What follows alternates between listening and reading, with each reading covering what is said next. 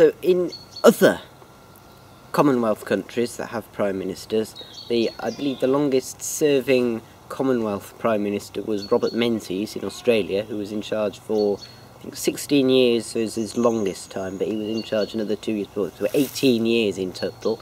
In Canada, I think it would be Pierre Trudeau, who was in charge for 14 years, and before him there was John A. Macdonald. I think he was in charge for about 20 years or so.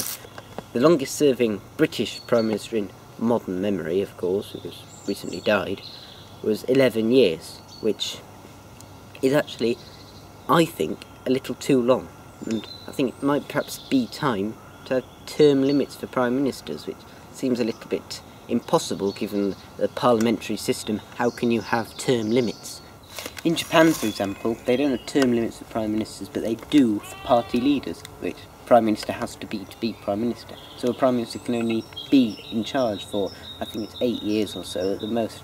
None of them have ever managed more than 7 years in the whole time the Prime Ministership has existed in Japan. I think the last two long-serving British Prime Ministers, one of which has died, one of which is turning very orange and going around the Middle East trying to make peace with people, stayed on for too long. There were good people ready to succeed them in both cases when if they hadn't retired early, people who would probably have carried on doing the same sort of policies that they had done, but would have been seen as younger people introducing those policies and would have been a lot more popular for doing so. So I think it is time to think about term limits for Prime Ministers. Prime Ministers get a lot more done in a short period of time if they know they're only going to be there for a short period of time. It's like students and setting deadlines for coursework. If you set a 2-week deadline, you're pretty sure they're going to get it done. If you do it over the summer holidays, they're going to leave it until the last moment. Governments are actually like children. They will do that if they had the option to. If they stay on too long, they won't get much done. Tony Blair, he didn't really...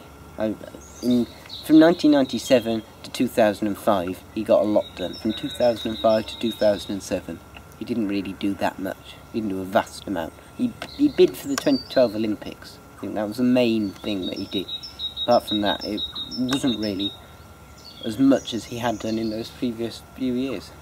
So I really think he should have stepped down after the 2005 election. So if you set them a term limit, a short period of time to get something done, and to make it explicitly clear that they can't stay for any longer than that time, even if there is an international emergency, then they will get done their manifesto in a much shorter period of time and be a much more effective government.